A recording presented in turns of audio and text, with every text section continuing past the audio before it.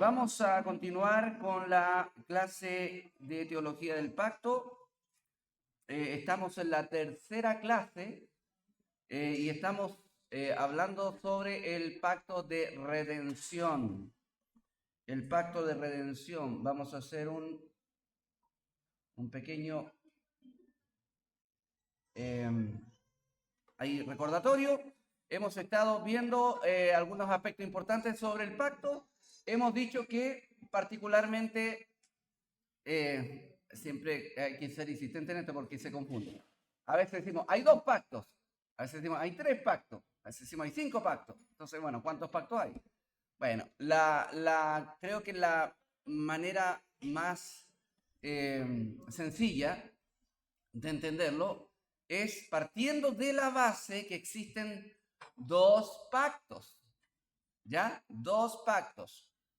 Un pacto de gracia y otro pacto de obras. Esos son los 2 pactos. ¿Por qué categorizamos más sencillamente de esa manera? Porque lo categorizamos a la luz de Romanos capítulo 5, que dice que o estás en Adán o estás en Cristo. Pacto de obras, pacto de gracia. ¿Ya? Simplemente por eso. Ahora, el pacto de obras es uno solo y tiene ecos ya bastante fuertes. Ya se puede resonar su sonido del pacto de obras en lo que son el pacto abrahámico, el pacto mosaico, esencialmente, el antiguo pacto. ¿Por qué hay ecos del pacto de obras? Porque esos pactos, la ley y el pacto abrahámico aún, hay muchas condiciones. Entonces las condiciones son de alguna manera estos ecos del pacto de obra, es decir, tú vas a recibir bendición si obedeces, tú vas a recibir maldición si desobedeces, ¿ya? Pero el pacto de obra es uno, y el otro es el pacto de gracia. Ahora, ¿de dónde sale el pacto de redención? Bueno, es el pacto de gracia antes de el tiempo de los hombres, es decir, el pacto de gracia se basa en el pacto de redención, que es un pacto intratrinitario, es decir, hecho entre las personas de la Trinidad, con el fin de redimir a un pueblo para Cristo. Y cuando este pacto de redención, que se pacta antes de la fundación del mundo, se echa a andar en la historia de los hombres, y el puntapié inicial para los futboleros, ¿cierto? Es la primera promesa, primer anuncio de redención, que es: y pondré enemistad entre ti y la mujer, entre tu simiente y la simiente suya. Esta te herirá en la cabeza, tú le herirás en el calcañar. Hay que entender ese versículo a la luz del contexto. Acababa de Adán entrar en desgracia por causa de su desobediencia, y sumió no solamente su propia vida, sino que su descendencia, todos nosotros, y también toda la creación, la sumió en un estado de desgracia, de pecado, de corrupción y de condenación, de juicio. Entonces, todo esto tiene como base la obra del diablo sobre el hombre, ¿ya? Que simplemente el diablo esclavizó al hombre en pecado y también en juicio.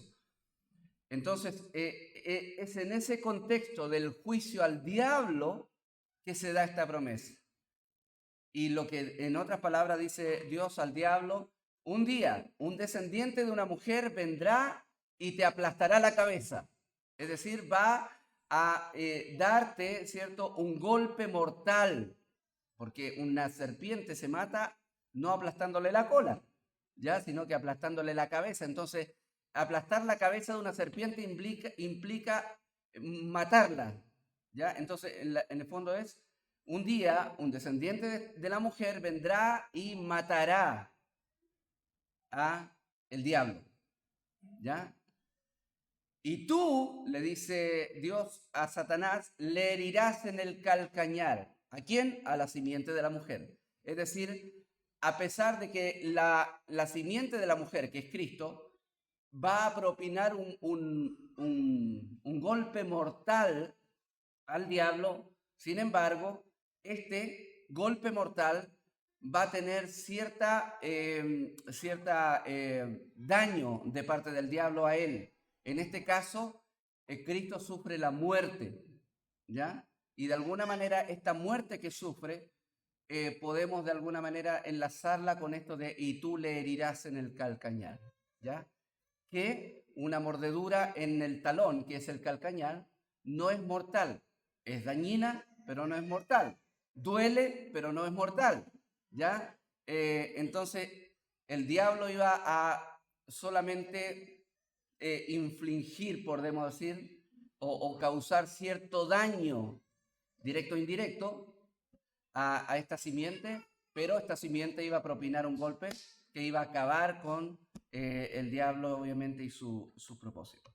Y eso obviamente lo vemos desarrollado ya en pleno en el Nuevo Testamento. Hay un lenguaje muy enlazador del apóstol Pablo con esta realidad. Dice que la serpiente, ¿cierto? Satanás será aplastada en breve bajo vuestros pies, le dice Pablo a los hermanos ahí. Entonces usa el lenguaje para referirse esencialmente a que Cristo venció. Y también Hebreos capítulo 2 nos habla de que Cristo venció no solamente a la muerte, sino que aquel que tenía el imperio de la muerte, este es al diablo. Entonces el Nuevo Testamento nos dice claramente que el cumplimiento de la primera promesa fue cumplido en Cristo. ¿Ya? Entonces, ese es el pacto de gracia, pero todo obedece a un pacto anterior, que es el pacto de redención, ¿ya? Y el pacto de gracia es el que de alguna manera le va dando forma, ¿ya? A los demás pactos bíblicos y así llegando al nuevo pacto. Ok, vamos a ir a la diapositiva que quedamos la otra vez. Dijimos que Cristo, importante, Dios quiso salvar un pueblo desde la eternidad. ¿De dónde sacamos eso? Bueno, Juan 17, Efesios 1, Primera de Pedro capítulo 1, que nos dicen que tanto el Cordero de Dios fue ofrecido como los redimidos fueron escogidos antes de la fundación del mundo, cuando todavía ni existían, ni habían pecado, ni nada. Entonces, eso nos dice que había un plan antes de la fundación del mundo, ¿ya?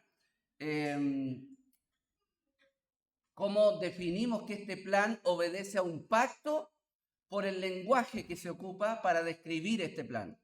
El Padre me envió, yo tengo una misión, vine a hacer algo, todo lo que el Padre me dijo que hiciese yo lo hago. El lenguaje que ocupa Cristo en su discurso habla de algo que está ya planificado, comprometido, pactado antes de la fundación del mundo. Yo no hago mi voluntad, sino la voluntad del que me envió, etc. Jesús obedece voluntariamente. ¿Cómo obedece voluntariamente si Él es Dios?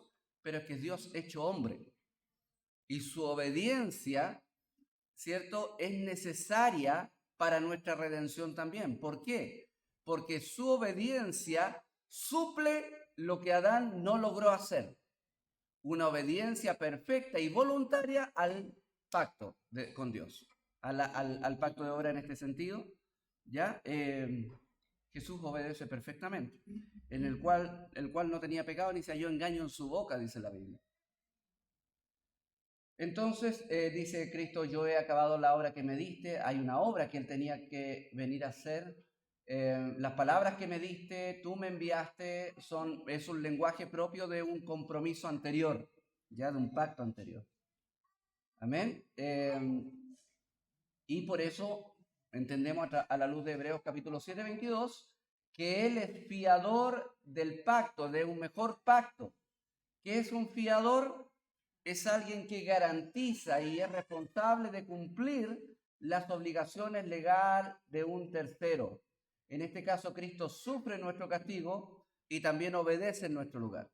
¿Ya? ¿Qué exige el pacto? Obediencia perfecta. Cristo la hizo. ¿Qué exige la transgresión del pacto? Muerte, castigo. Cristo lo cumplió. ¿Me entiendes? Cristo cumple tanto en términos positivos, obediencia, como en términos negativos, castigo. Ambas cosas Cristo las cumple por nosotros. Esa palabra es muy importante, por nosotros. El sacrificio de Cristo es un sacrificio sustitutivo. Es decir, Él murió en mi lugar. Yo merecía haber muerto así, yo merecía haber sido castigado de esa manera, pero Cristo tomó mi lugar. Eso responde a la sustitución. Eso significa que Cristo fue y es mi sustituto. ¿Ya? Por eso la Biblia habla en esos términos. Por nosotros, por mí, ¿ya? Por su iglesia, por los suyos. Ya, y también no solamente fiador, es decir, no solamente él cumple las estipulaciones del pacto, sino que también es cabeza, es representante nuestro en el pacto. Así como Adán era representante nuestro, no cumplió y nos metió todo en desgracia, ya asimismo Cristo, por su justicia, todos hemos sido justificados, los que creen en Él, ya los que creen en Él, solamente los que creen en Él. Ok, hoy vamos a ver acerca del Padre, vimos acerca del Hijo y ahora vamos a ver acerca del pacto de redención, pero desde la perspectiva de el Padre Celestial, Dios Padre. Los requisitos, a la luz de lo que la palabra del Señor enseña, los requisitos, por poner una palabra, que el Padre le impone al Hijo en este pacto intratrinitario es que él debe asumir una naturaleza humana, pero sin pecado. Sin pecado. ¿Por qué tuvo que asumir una naturaleza humana? ¿Por qué?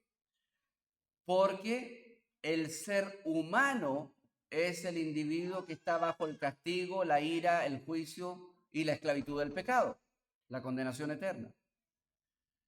¿Podía otro ser humano morir por nosotros? A lo mejor, pero si es que hubiera un humano perfecto, porque la condición es obediencia perfecta y la condición, digamos, en ese sentido es inalcanzable para un ser humano común y corriente como nosotros. ¿Podía morir un ángel por nosotros? No, porque sería injusto. El problema está en los seres humanos, no en los ángeles. Los ángeles que desobedecieron fueron castigados sin esperanza de redención. ¿Me entiendes? Pero el tema es humano, no angelical. Entonces no podía un ángel morir por nosotros. ¿Ya? Entonces tenía que ser un ser humano, porque el ser humano es el que está bajo castigo. ¿Ya? Por ejemplo, si yo tengo una deuda grande, no sé cómo está la legislación, yo voy a asumir este tipo de legislación, no sé si está acorde con la legislación en Chile, pero si yo tengo una deuda grande, bueno, no voy a poner, si yo tengo una deuda grande y fallezco, lo más probable es que esa deuda grande la hereden mis hijos, se lo advierto, ¿ya? La hereden mis hijos. ¿Y por qué no la puede heredar otra persona? No sé, mi vecino. No, porque son mis hijos. Es en el entorno de mi familia en donde está el problema. Y si yo no estoy, los que están próximos a mí en el entorno familiar son los más responsables de lo que yo debo, ¿ya? De lo que yo adeudo. En este caso a mi esposa tal vez, y si fallece mi esposa a mis hijos, y no sé, así. Pero de alguna manera se va a cobrar el fisco, ¿cierto?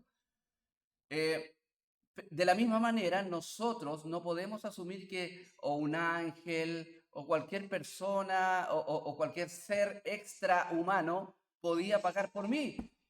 No, ¿por qué? Porque el problema está en la humanidad. En la humanidad. Entonces, es la humanidad la que está bajo castigo. Por eso es que el Hijo del Hombre, o sea, el Hijo de Dios, tenía que volverse Hijo del Hombre. Tenía que asumir una naturaleza humana, pero sin pecado. Estos textos que están ahí son sumamente importantes. Yo les voy a dar lectura. Gálatas capítulo 4, verso 4. Pero cuando vino, si no llegan ahí, cuando yo leo, no se preocupen, ¿cierto? Para que no hay, ponga más atención, digamos, que buscar el texto.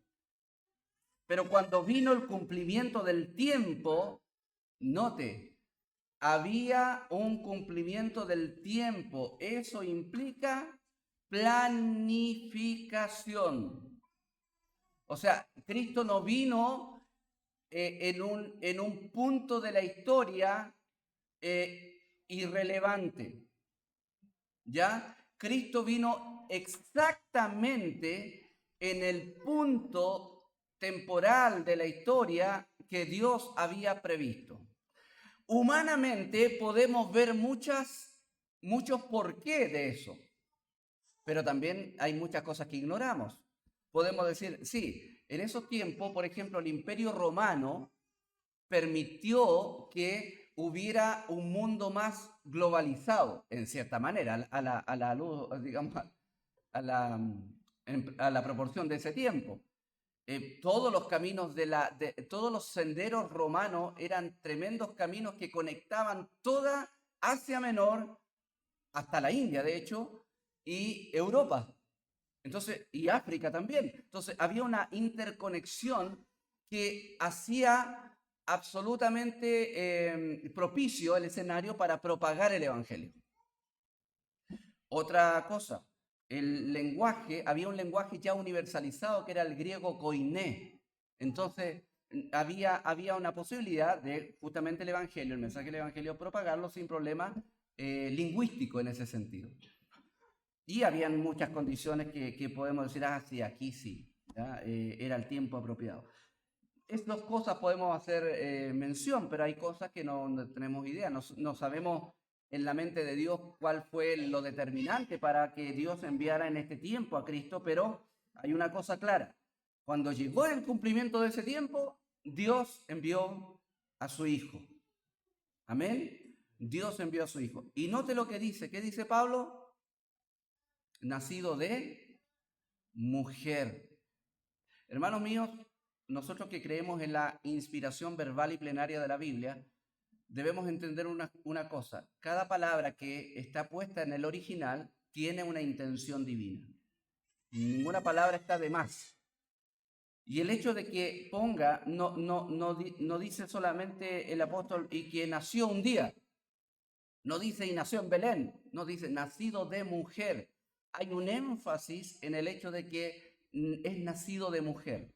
Creo yo por dos cosas, porque obviamente está enfatizando el nacimiento virginal de Jesús como un hecho sobrenatural, pero creo que también hay una conexión, hay un eco de lo que Génesis dice, la simiente de la mujer. ¿Entiendes?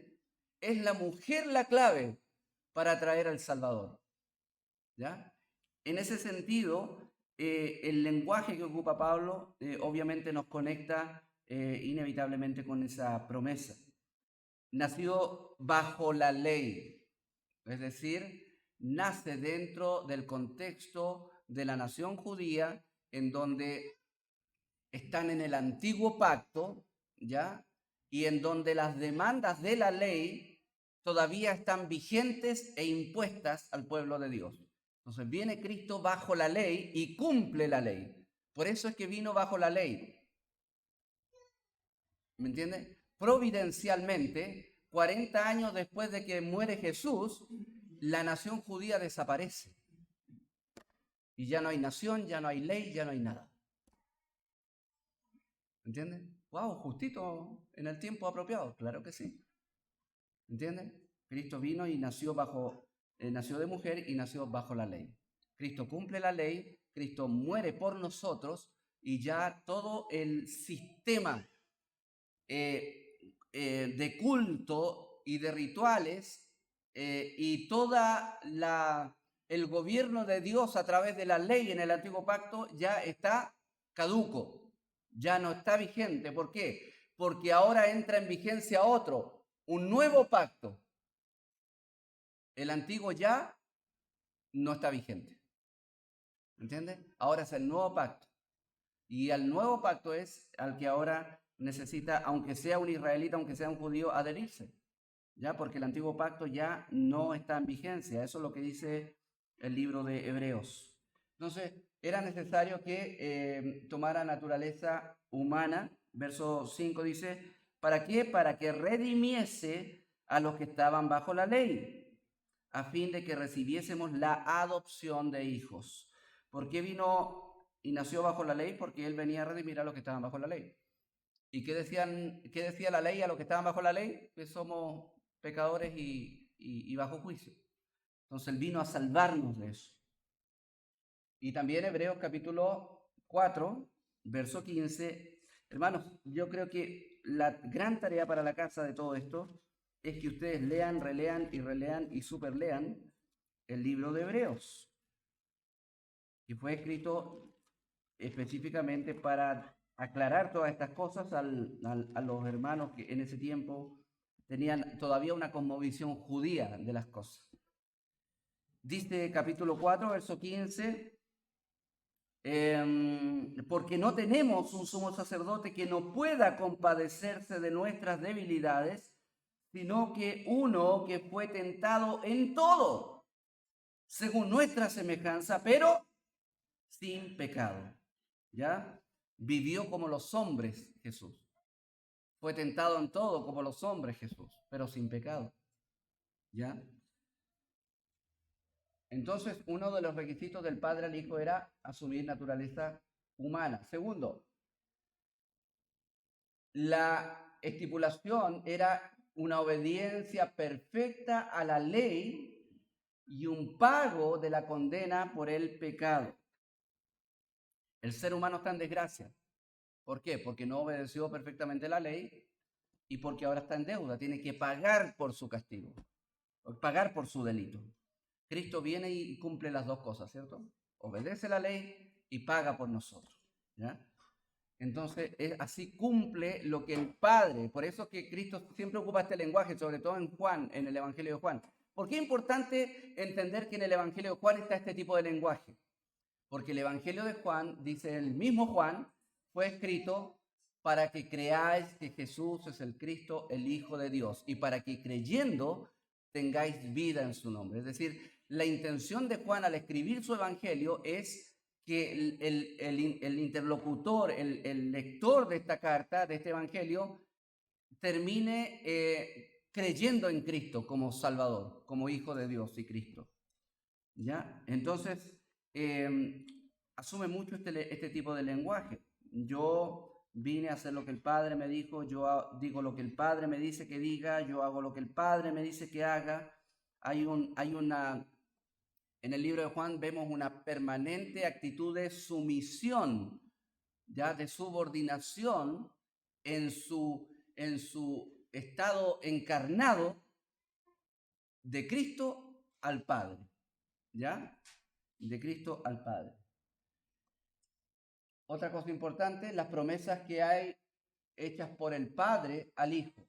¿Qué le promete en este pacto intratrinitario antes de la fundación del mundo? ¿Qué promete el Padre al Hijo?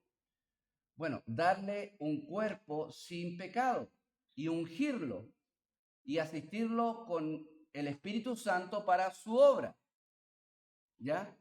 ¿Se cumple eso? Claro que sí. ¿Hay anuncios de eso? Claro que sí. He aquí que la Virgen concebirá y dará a luz un hijo. ¿Ya? Hay un cumplimiento primario de esta promesa en la esposa de Isaías, pero hay un cumplimiento profético en el nacimiento de Cristo. ¿Por qué sabemos eso? Porque el evangelista, el que escribe la narrativa de su nacimiento, hace alusión a esto y dice que María concibió en forma virginal a Jesús para que se cumpliera lo dicho por el profeta, que dijo, he aquí que la Virgen concebirá y dará a luz un hijo. ¿Me entiende? Ahora, ¿por qué es crucial el entender que Cristo fue concebido virginalmente? Porque de alguna manera Dios evita que el pecado humano sea transmitido al cuerpo, al alma de Cristo. Hay una preservación. Ahora, con esto hay muchas especulaciones. Algunos dicen, bueno, entonces el pecado lo aporta el hombre. Y ahí sacan ventajas las hermanas, ¿cierto? No, el hombre es pecador. No. En realidad no hay nada de eso, o sea, nada que nos puede llevar a concluir eso. Todos somos pecadores en Adán, dice la palabra del Señor. Por lo tanto, todos tenemos una naturaleza pecaminosa. Ahora, lo que sí es clara la Biblia en enseñarnos que la concepción, la gestación de ese ser en el vientre de María obedece a un hecho sobrenatural. ¿Me entiende? No está el aporte del varón en esa gestación. O sea, se genera un embrión sin aporte de un varón humano. Entonces, es un hecho milagroso. Es un hecho milagroso. Entonces, ese nacimiento virginal está en el contexto cuando alguien dijo también, y ese santo ser que nacerá, ¿ya? Entonces, es santo el ser que nació. Y eso cumple obviamente con la perspectiva que tiene el Padre con el Hijo. También hay una unción del Espíritu Santo a Cristo. Lo vamos a ver después en algunos versículos. Recuerden cuando fue bautizado, desciende el Espíritu Santo. Bueno, es concebido por el Espíritu Santo, ojo, dice que se fortalecía también, obviamente es ahora el Espíritu Santo, crecía en sabiduría, y dice que cuando fue bautizado, iniciando su ministerio público, él es ungido, es investido de este poder por el Espíritu Santo que desciende, ¿ya? Y en fin, toda la obra de Cristo es hecha en el poder del Espíritu Santo. Entonces el Espíritu Santo es el que guía y potencia, capacita a ese Cristo en su faceta humana de debilidad para realizar la obra que que el Padre le encomendó que hiciera. También el Padre le promete guardarlo del poder de la muerte, ¿ya? Y sentarlo a su diestra, dándole toda potestad en el cielo y en la tierra. También promete darle numerosa descendencia espiritual, guardando y edificando la iglesia. Obviamente esto a través del Espíritu Santo. ¿Por qué uno llega a este tipo de conclusiones? ¿Dónde dice que Dios prometió eso?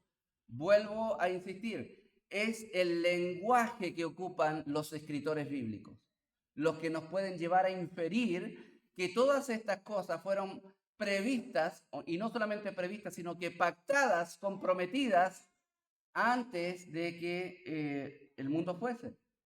Por ejemplo, el lenguaje que ocupa el escritor de Hebreos diciendo, por lo cual, entrando en el mundo, dice, ¿ya?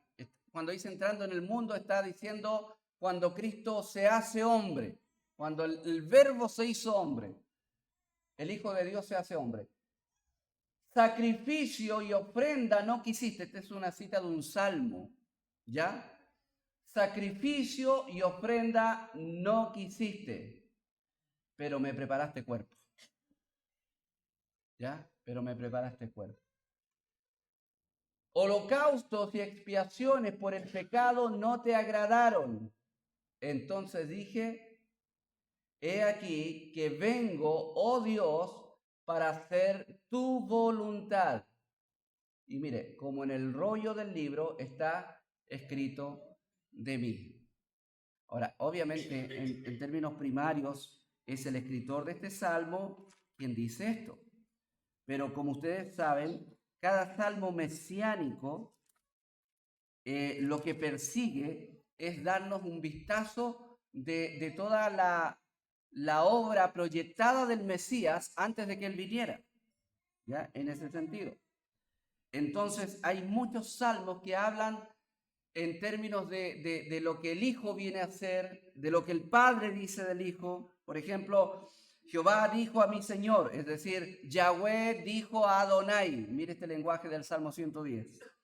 Siéntate a mi diestra hasta que ponga a todos tus enemigos por estrado de tus pies.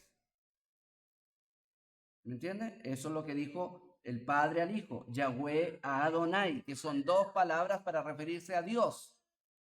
Entonces, ¿con quién está hablando Dios aquí?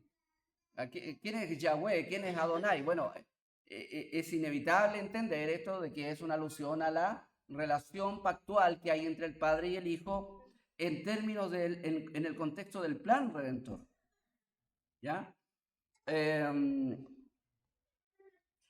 Por ejemplo, el mismo capítulo 110 de los Salmos, verso 4, dice, juró Jehová y no se arrepentirá. Tú eres sacerdote para siempre según el orden de Melquisedec. ¿Ya? Entonces hay promesas. Tú vas a ser sacerdote, tú vas a ser, es cierto, vas a estar sentado a mi diestra. Entonces, Dios le dice eso a su ungido, a su siervo, a su Mesías. Sigamos. Darle un cuerpo sin pecado y ungirlo y asistirlo con la obra del Espíritu Santo para su obra. Recordemos el hecho del bautismo. Jesús, después que fue bautizado, es decir, cuando subió del agua, vio al Espíritu de Dios que descendía como paloma. ¿Ya? No tengo claro si es como paloma que parecía una paloma o el descenso del Espíritu era como una paloma descendiendo, es decir, la idea de cómo desciende. Creo que el hecho de que hayan testigos, cuando los evangelistas escriben y narran el hecho, Mateo y Lucas creo, narran el hecho y Marcos, ellos describen que lo que vieron fue que descendió como paloma. Entonces, es muy probable que haya sido algo parecido a una paloma, no lo sé. Bueno, es representado por una paloma, el Espíritu Santo. Ahora, ¿por qué desciende el Espíritu Santo? Porque tiene un propósito, descender sobre él, sobre Cristo. ¿Entiendes? Sobre Cristo. Y en el mismo momento que desciende el Espíritu Santo sobre Cristo, se escucha una voz de los cielos. La gente que está ahí lo escuchó. ¿Qué decía esta voz? Este es mi Hijo amado, en quien me complazco. Y esa voz fue escuchada. Entonces ahí tenemos el Hijo, el Espíritu Santo y el Padre en una interacción trinitaria. ¿Y qué dice qué agrega después de este evento? El escritor Lucas agrega una cosa importante. Y Jesús volvió, ¿qué dice? En el poder del Espíritu. ¿Ya? Y también nos narra que después de este hecho, el Espíritu lo llevó al desierto para ser tentado. Entonces, el Espíritu Santo toma protagonismo en la vida del Mesías para guiarlo, para sustentarlo, para fortalecerlo, para todo eso. ¿Por qué el Hijo de Dios necesita la asistencia del Espíritu Santo para cumplir su obra? Porque no olvide que Cristo hizo su obra redentora no en su calidad de Dios, sino como hombre. Y como hombre tuvo que aprender obediencia, tuvo que someterse y tuvo que ser fortalecido por el Espíritu Santo. ¿Ya? ¿Tenía dos personalidades? No, eso no es un problema de doble personalidad. Son dos naturalezas. Es una cosa que para nosotros es extraña, porque tú y yo no somos así. Nosotros somos un ser, una persona, una naturaleza. Cristo es un ser, una persona, dos naturalezas. Eso no lo logramos ver. ¿Y qué es la Trinidad? Un ser, tres personas. Entonces, hay cosas que no logramos entender porque no está en la analogía de lo que somos nosotros. No logramos entender eso, ¿ya? Entonces vuelve con el poder del Espíritu Santo. También, miren lo que dice Hechos. Aquí Pedro está hablando, predicando, y hace alusión al Antiguo Testamento. Entre paréntesis, consejo, cuando usted piense, ¿cómo interpreto el Antiguo Testamento? ¿Cómo abordo el Antiguo Testamento? Aquí hay una excelente guía hermenéutica. ¿Cómo usaron los apóstoles el Antiguo Testamento? Hicieron alusión siempre al Antiguo Testamento centrados en Cristo. Centrados en Cristo. Incluso Cristo mismo hace alusión al Antiguo Testamento, ¿ya? Hablando de su resurrección, saca a colación a Jonás. ¿Me entiendes? Hablando de otra cosa, saca a colación a Noé. Qué sé yo, a la reina de Saba, con Salomón, y hace alusión. Y entonces Pedro hace alusión a un texto del Antiguo Testamento diciendo lo siguiente. En los salmos dicen esto, porque no, ¿qué dice? Dejarás mi alma en el Hades, ni permitirás que tu santo vea corrupción. ¿De qué está hablando aquí? ¿De qué está hablando? De la resurrección de Jesús. Pedro está diciendo, esto pasó porque estaba escrito. Ya, el Mesías había de resucitar. Ahora, pero yo quiero llamar la atención en el lenguaje que ocupa el Salmo. Mire, ¿qué dice lo azul? No dejarás. ¿Quién no dejará? ¿Entiendes? Es una acción del Padre sobre el Hijo. No es, nunca la Biblia dice, no, el Hijo no va a quedar ahí, porque él mismo, claro, él dice, yo de mí mismo voy a tomar la vida, porque él es Dios. Pero hay un lenguaje muy interesante que dice, el Padre no dejará a su Hijo padecer, ¿cómo se llama? No dejará el alma del Hijo en el Hades, le hace sepultura, en la muerte, no lo dejará muerto. ¿Y qué dice? Ni tampoco el Padre permitirá, Él es el que no permite, Él es el que no permitió eso, que su santo, Cristo, viera corrupción. ¿Qué dijeron las hermanas de Lázaro al cuarto día o tercer día de muerto Lázaro? Hiede ya. Eso no pasó con Cristo. No permitió que su cuerpo viera corrupción. ¿Me entienden? Voy a ser bien, ¿cómo se llama? Forense en este. El cuerpo de Jesús no se corrompió. Murió, sí, pero no se corrompió. ¿Por qué? Por esta sola palabra. Porque el Padre no iba a permitir que el cuerpo de su Hijo sufriera corrupción, ni que quedara ahí atrapado en la muerte. Amén. Pero murió sí, ¿ya? Murió sí. No tuvo catalepsia, ¿ya? No tuvo, no se le bajaron ¿cómo se llaman? ¿Cómo se llaman? Los signos vitales al mínimo. No, murió completamente. Entonces, el lenguaje, yo el que quiero hacer alusión.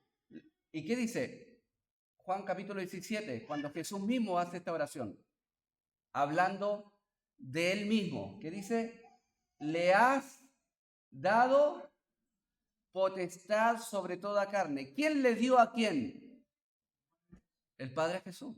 ¿Me entiende que cuando se trata de Jesús en su vida humana como redentor, siempre hay una actitud de subordinación? Pero esta subordinación no podemos llevarla a la realidad trinitaria, porque Dios, el Hijo, el Padre y el Espíritu Santo son lo mismo. ¿Me entienden? Nadie es mayor que otro en la Trinidad. Pero cuando se trata de la obra redentora, ellos asumen una subordinación. ¿Para qué? Para que el plan de redención pueda llevarse a cabo. Si no, no puede llevarse a cabo. Imagínense, el Hijo no entra en esta actitud de subordinación. Podría haber dicho, no, lo que el Padre me dice que diga, yo digo. Lo que el Padre me dice que haga, no podría haber dicho. Entonces, es necesario aquello. ¿Qué otra cosa? Dice, el Señor me ha dado potestad sobre toda carne. De Él viene la autoridad que yo ostento, dice Cristo, ¿ya? Para que dé vida a todos los que me diste. Note eso que dice, es muy importante esto que dice Cristo. ¿Quién le da vida? ¿A quién? Bueno, ¿quiénes son todos los que me diste? Tuyos eran y me los diste, dice Jesús en Juan capítulo 17. ¿Quiénes son estos que fueron dados por el Padre al Hijo? Bueno, a todas luces está hablando de los escogidos, de los redimidos, del pueblo que antes de la fundación del mundo escogió Dios para dárselos a su Hijo. Y Cristo dice, tuyos eran, pero me los diste, son míos. Pero Cristo tenía que hacer algo con este pueblo. ¿Qué tenía que hacer? Darles vida eterna a todos los que Él recibió. ¿Me entiende? Se ve ese lenguaje de compromiso intratrinitario antes de la fundación del mundo. El Padre me los dio, pero yo tengo que ir a morir por ellos para darles vida. Entonces hay compromisos intratrinitarios. Dice, y estando en la condición de hombre, recuerda este maravilloso texto, se humilló a sí mismo, subordinación, haciéndose obediente, ¿ya? Servicio, subordinación, hasta la muerte y muerte de cruz. Por lo cual, eso significa, debido a esto, Dios, el Padre, le hace, también le exaltó. ¿Quién exaltó a Jesús?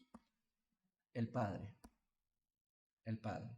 Bueno, nos acaba de decir, pastor, que el Padre es lo mismo que el Hijo, pero no olvidemos que todo esto está en el contexto del Hijo del Hombre como Redentor. Adán, ¿cuál fue uno de los primeros mandatos de Adán? Multiplíquense y sojuzguen la tierra. Bajo la responsabilidad de Adán. Adán se le encomendó el gobierno de toda la tierra. ¿Qué pasó en la caída? Lo perdió. ¿Qué hizo Cristo? Lo recuperó. Entonces, ¿qué pasó resultado de eso? Dios lo exaltó. Lo que Adán perdió, Cristo lo obtuvo. Por eso le llamamos a él rey. Él es nuestro rey. ¿Me entiende? Adán no pudo serlo, pero Cristo sí, como hombre. Entonces, Cristo es exaltado como el hombre de los hombres. El ser humano más exaltado es Cristo. ¿Me entiende? Cuando dice Dios lo exaltó hasta lo sumo, no está diciendo, ese versículo nunca jamás dice, no, es que Cristo renunció a su divinidad, entonces después la recuperó. No, Cristo nunca perdió su divinidad. Nunca. Lo que está diciendo es que todo lo que Jesús hizo en este mundo, lo hizo desde su humanidad, cuando se trata de la obra redentora. ¿Entienden? ¿Y hay los milagros? Sí, poder divino. Poder divino. Y la sanidad, poder divino. ¿Usó su divinidad? Claro que sí. ¿Me entiende que eso implica que él no renunció a su divinidad? No renunció. Pero uno llega al Getsemaní, llegan los soldados, los alguaciles, con palos. Judas le da un beso para entregarlo. Y Pedro saca una espada, ¿cierto? Y vamos cortando orejas, porque él quería defender a su maestro. Era entienda bien, fue un momento, ¿cómo se le dice? Un momento de estrés, pero máximo, donde cuando tú no haces estupideces así, en un momento de ese tipo de, llevado al máximo. Y Cristo le dijo a Pedro, oye, ¿y acaso el Padre no me daría legiones de ángeles en este momento y vendría y me libraría de esto? Pero es necesario que yo vaya a la muerte.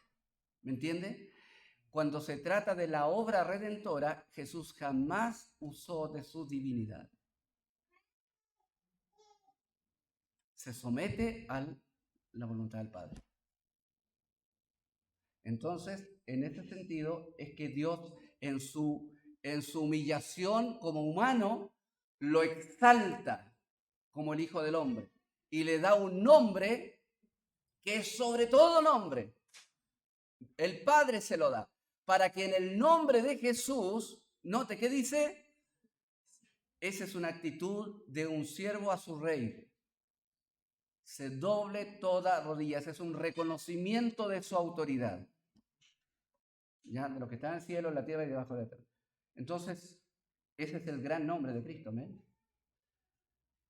Mire, Padre Santo, le dice Cristo al Padre Celestial, Padre Santo, a los que me has dado, el Padre se los dio, que dice, guárdalos en tu nombre. Cristo el Padre, en este pacto intratrinitario llamado el pacto de redención, se compromete también a guardar a este pueblo que le dio a su Hijo y que su Hijo lo salvó. Entonces, ahora, ¿quién los guarda? El Padre. Padre, guárdalos ahora. Entonces, ¿ves cómo hay roles distintos en cada una de las personas de la Trinidad? El Padre nos guarda, que sois guardados por el poder de Dios, dice el apóstol. Somos guardados por el Señor. Amén. Tú y yo, si somos cristianos, somos guardados por el Padre. Y ese es el plan de Dios. Nunca vamos a dejar de ser guardados por Él. Qué precioso, amén. Se acordarán, dice el Salmo 22, 27, un salmo mesiánico, se acordarán y se volverán a Jehová todos los confines de la tierra, y todas las familias de las naciones adorarán delante de ti. ¿Ya? Es una promesa que el Padre le da al Mesías sufriente. ¿Se acuerda cómo empieza el capítulo 22 de los Salmos? Le voy a dar las primeras palabras, se va a acordar. Dios mío, ¿por qué me has desamparado? ¿De qué está hablando el Salmo? De Cristo, de su sufrimiento. Pero está hablando, y después del sufrimiento, todas las familias de las naciones te adorarán delante de ti. ¿Ya? Eso es parte del plan del pacto de redención. Que toda la humanidad termine adorando al Padre, a Dios. El Padre designó a Cristo como Rey vencedor, sacerdote perfecto, profeta fiel. Segunda Samuel dice, levantaré después de ti a uno de tu linaje, le dice Dios a David, el pacto davídico. Levantaré uno de tu linaje, el cual procederá de tus entrañas. O sea, todos pensando en Salomón, ¿cierto? Y afirmaré su reino. Él edificará casa a mi nombre. Esta palabra casa importante implica familia, pueblo. Y sin duda que hace alusión a lo que hoy día conocemos como la iglesia, la casa que Cristo edifica. Yo edificaré mi iglesia. ¿Ya? Ahí dice, Él edificará casa a mi nombre. Note ese lenguaje. Y dice, y yo afirmaré, ¿para cuánto? Para siempre el trono de su reino. ¿Se cumplió eso en Salomón? ¿Se cumplió eso? ¿Afirmó el reino para siempre? ¿Se cumplió en Roboam? ¿Se cumplió en todos los reyes de Judá? No. ¿Se cumplió en Cristo? Claro que sí. Claro que sí. Eso se ve en Apocalipsis, donde la visión que Juan tiene al Cordero sentado en el trono. Amén. Un rey eterno. Sacerdote. Hay una promesa de Dios diciendo al Mesías, tú eres sacerdote para siempre según el orden de Melquisedec. Ya los sacerdotes venían por Leví, pero Jesús venía de la tribu de Judá. ¿Por qué venía de la tribu de Judá? Porque había una promesa en el Génesis. No se apartará el cetro de Judá. ¿Ya? El reino había de venir por Judá. Entonces, ¿cómo llegó a ser sacerdote? Si no era de Leví. Interpuso una promesa. Dios, tú vas a ser sacerdote para siempre, según el orden de Melquisedec. ¿Quién es Melquisedec? Bueno, el que salió al encuentro de Abraham, y Abraham le dio todos los diezmos, ¿cierto?, de la batalla. ¿Y quién era este Melquisedec? No se sabe mucho, no tiene ni antes ni después. Lo único que se sabe que era rey y sacerdote del Dios Altísimo, que son dos títulos que lleva el Mesías. Algunos dicen, sí, fue el Mesías preencarnado. Otros dicen, no, solamente es un tipo, un símbolo, una figura de de lo que iba a venir a ser Cristo. Lo que sí es un personaje real, ¿ya? Entonces, el Padre enlaza este sacerdocio que no tiene nada que ver con el levita a Cristo. Y le dice, tú vas a ser sacerdote para siempre. Mire, ya dos promesas. Rey para siempre, sacerdote para siempre. Y profeta en medio de ti, le dice Dios a Moisés, profeta en medio de ti, de tus hermanos, como yo, Moisés habla aquí. Profeta en medio de ti, de tus hermanos, como yo, te levantará Jehová tu Dios. A él oiréis, y pondré mis palabras en su boca. Y él les hablará de todo lo que yo le mandare. Bueno, ¿y qué tiene que ver esto con Cristo? Que los apóstoles en su predicación, en el libro de los Hechos, toman este texto y dicen, Jesús es ese profeta, el que había de venir. Por eso la samaritana dice, ¿eres tú el profeta que había de venir? Porque todos estaban esperando al profeta que había sido anunciado. Nadie cumplió las expectativas de esa promesa, ¿ya? Pero Cristo sí. Que le dice, muy parecido al lenguaje que ocupa María, ¿cierto? En la boda de Caná. Hagan todo lo que Él les dice, ¿ya? Y Moisés dice, hablará de todo lo que yo le mandare, él hablará de mi boca, yo pondré mis palabras en su boca. ¿Y qué dice Cristo en Juan? Bueno, yo no hablo de mi propia cuenta, sino que lo que el Padre me dice, eso hablo, ¿ya? ¿Qué relación tiene el pacto de redención con el pacto de gracia? ¿Cómo saltamos de la eternidad donde se hace el pacto intratrinitario de la redención al pacto de gracia que está ya en el tiempo de los hombres? Bueno, el pacto de redención, hermanos, es el fundamento del pacto de gracia, pero en la eternidad. No hay pacto de gracia si no hubo pacto de redención. Porque si no hubiera pacto de redención, el pacto de gracia habría sido una obra reactiva de Dios. Oh, cayó Adán, ¿qué hago? Ya, hagamos este plan. No. La Biblia nos induce a entender que hay un plan previo a la caída. Y eso nos da pie para entender que aún la caída fue decretada por Dios. ¿Me entiende? Aún la caída fue decretada por Dios.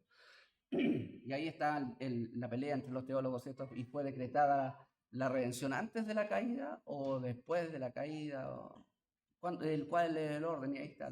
¿Ya? En fin, no es dilema de nosotros. Es el fundamento del pacto de gracia. El pacto de gracia es la expresión en la historia humana del pacto de redención. ¿Por qué existe el pacto de gracia? Porque había un pacto de redención. Es como la puesta en marcha. ¿Ya? Voy a ejemplificarlo así. Pobre el ejemplo, pero creo que hace juicio a lo que intentamos decir. Es como cuando vamos a hacer una empresa, ¿cierto? Ya juntémonos, vamos a tomar un café y hablemos de esta empresa que queremos hacer. Mira, yo voy a poner esto, hacemos esto, ¿y qué tal si vendemos esto? Ya, bien, ¿y cuánta personal necesitamos? Mira, una oficina aquí, ya, súper, y está todo planificado, ya, yo tengo los contactos, yo ya conversé con tales personas, está todo en planes, pero en un año más comienzan a echar a andar todo el proyecto. Ya, y compran la oficina, compran los productos, ¿me entiendes? Ya se echó ya se puso en marcha lo que se planificó en un café. Así es la relación, ya, obviamente proporcionalmente distinta, es la relación entre el pacto de redención y el pacto de gracia. ¿Ya? El pacto de redención da eficacia al pacto de gracia. Proveyó desde la eternidad todo lo necesario. O sea, toda la seguridad que hay en el pacto de gracia, todo lo precioso, lo hermoso, lo sólido que es, tiene su base en todas las promesas y todos los requerimientos que se hicieron o los requisitos que se estipularon en el pacto de redención. El hecho de que el Hijo se comprometió a dar vida a ese pueblo, el hecho de que el Padre se comprometió a dar un pueblo a su Hijo, el hecho de que el Espíritu Santo iba a venir a impartir esta salvación a los escogidos, todo eso da garantía al pacto de gracia. Amén. Por eso, hermanos míos, esto desprendemos, por ejemplo, una verdad muy, muy relevante. Nuestra seguridad de salvación no se basa en lo que nosotros hicimos. No, yo tengo seguridad de salvación porque yo le pedí perdón a Dios. Y Dios dice que si yo le pido perdón, Él me... No. Sí, ¿es importante eso? Claro que sí, es relevante, sí. Pero nuestra seguridad de salvación se basa, tiene su sustento en lo que Dios hizo. Amén. El que comenzó la buena obra en ustedes, la va a perfeccionar hasta el día de Cristo. Punto. Depende de Dios, mi seguridad. ¿Ya? Se nos escogió, nos llamó, nos predestinó, nos llamó, nos justificó, nos glorificó. Estamos seguros en Él. ¿Amén? Algunas citas de Samuel Redingham. Hay un libro muy, muy interesante que usted puede leer acerca de esto que se llama Cristo, su reino y su pacto. Creo que así es el título. Él dice acerca del pacto de redención, establece la redención de los elegidos por medio de la encarnación, muerte, resurrección y ascensión de Cristo como aquello que es el propósito principal de la historia. ¿Ya? El decreto de Dios es que la humanidad caída, el Hijo, por el poder del Espíritu Santo, redimirá un número específico de su propio pueblo que le fue dado a él como un regalo dado por haber completado su obra en su lugar. La única forma en que la humanidad puede ser salva es por gracia. ¿Amén? ¿Se entiende eso? Los pactos revelan progresivamente los pactos, el pacto de Abraham, el pacto con Noé, el pacto con Abraham, el pacto con Moisés, el pacto con David, todos esos pactos revelan progresivamente el plan eterno de Dios de restaurar a la humanidad y llevarla a su gloria. La salvación es una obra del Dios Trino que Él decretó desde la eternidad. Amén. Y ahí concluimos esta tercera clase del pacto, de los pactos, ¿cierto? Hablando del pacto de redención. Entonces, el pacto de redención es algo que se hace antes de la fundación del mundo, establece todo lo necesario para que la salvación de los escogidos se lleve a cabo eficazmente. Amén. Y sea eficazmente también restaurado todo lo que Dios ha dispuesto como su propósito. ¿Y hacia dónde apunta todo esto? A la gloria de Dios. Todo lo hace Dios para su propia gloria. Y gloria al Señor porque nosotros estamos metidos en eso. Amén. Por eso cuando agradecemos al Señor decimos, Señor, gracias. Porque yo no teniendo nada, tú antes de la fundación del mundo pusiste tus ojos en mí. Amén. Antes de la fundación del mundo tú me escogiste. Sin merecerlo, Señor. Sin buscarte. Sin haber nada en mí. Señor, has puesto tus ojos de amor y misericordia en mi vida. Amén. Oremos.